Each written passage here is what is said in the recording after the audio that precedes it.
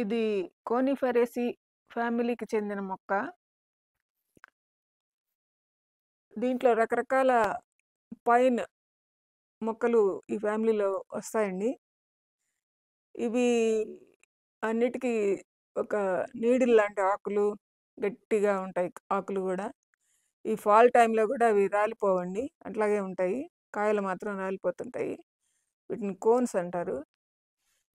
అందుకనే వీటిల్ని కోనిఫెరేసి ఫ్యామిలీలో చేర్చారు.